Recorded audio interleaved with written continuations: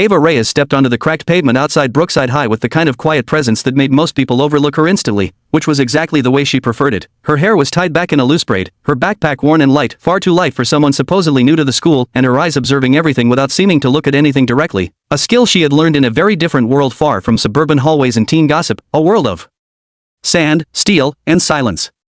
She had been here before, not this school, not this town. But this feeling, this beginning, this introduction to a place where no one knew her history, no one expected anything from her, and no one had the faintest idea that the girl they casually brushed past was a decorated special forces operative who had once led covert rescue missions so dangerous they were classified before they were even completed. She had retired early medically, according to the paperwork, though the truth was far more complicated, and her uncle, the only family she had left, insisted she finish the schooling she had abandoned long ago. So here she was, walking through the doors of Brookside High, pretending to be just another shy transfer student with too big sleeves and too small confidence. Her first few hours passed quietly. She answered roll call with a barely audible "here," avoided eye contact, and spent lunch under an oak tree behind the cafeteria where the sun filtered through the leaves in a dappled pattern that reminded her of the makeshift camouflage nets used in desert operations. She almost allowed herself to relax, almost, until three shadows interrupted the light above her. "Hey, new girl," a tall, broad-shouldered boy said, his grin wide and cruel, the kind of grin that predicted trouble long before it arrived. His name was Brian McGill, star of the wrestling team, son of the city councilman, and self-appointed king of the school. Beside him stood his two disciples, Tyler and Shane, whose laughs came too quickly and whose courage depended entirely on Brian's mood. Ava looked up calmly, assessing them the way she had been trained to assess threats, posture loose but ready, eyes calculating weak points, distances, angles.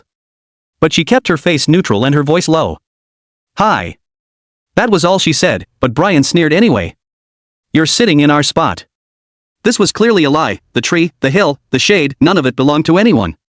But Ava merely nodded and stood up, dusting dry leaves from her jeans without meeting their eyes, which only seemed to irritate Brian more. "What, no attitude? No apology? You think you're too good to talk to us?" Ava sighed internally. She had dealt with insurgent leaders with less insecurity than this boy. But rules were rules, and she had promised her uncle no trouble, so she whispered, "Sorry. Won't happen again." As she stepped away, she heard their laughter, the kind that followed weaker targets, the kind that demanded a reaction. She didn't give them one.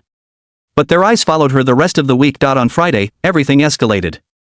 It was supposed to be a routine field trip to Pine Hollow Reserve, a forest preserve known for its hiking trails, picnic sites, and the old ranger tower overlooking the valley.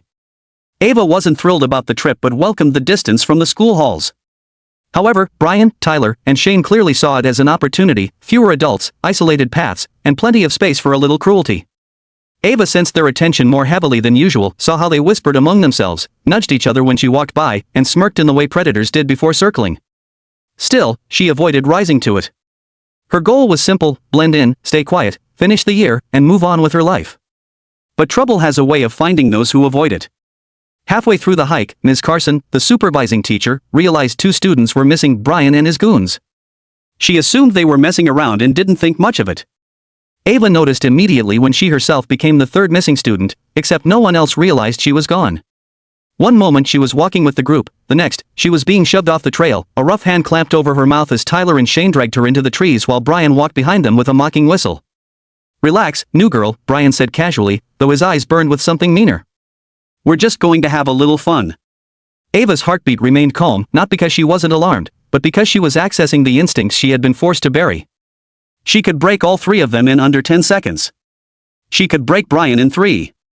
But revealing that would shatter her attempt at normal life, and she wasn't ready to give that up yet. So she played along, allowing them to push her deeper and deeper into the woods until they reached a clearing with a thick fallen log and, hanging above it, a large wasp nest lodged in the low crook of a branch. Her stomach tightened slightly, not out of fear, but out of concern. Wasps could trigger anaphylaxis in unprepared targets. Brian smirked. "You're so quiet it's annoying. Thought we'd help you, speak up." That's when she felt rope tighten around her wrists. She tested the cords subtly, cheap, rough, but knotted tightly enough that breaking them would require force she didn't want to display. She kept quiet, eyes down, posture small. That only emboldened them. They tied her wrists to the fallen log, positioning her body directly beneath the massive nest that vibrated with low, angry movement.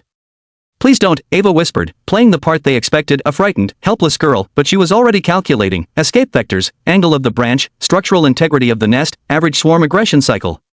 Brian stepped back and grinned. "Oh, now she talks." He picked up a long stick. "Let's see if you scream." Ava inhaled deeply. She didn't fear pain, she had endured far worse, but she feared revealing what she truly was. As Brian swung the stick back, intending to strike the nest, Ava finally spoke, not in fear, but in quiet warning. "Brian, stop." He laughed, delighted. And the stick made contact. The nest split. And the forest exploded.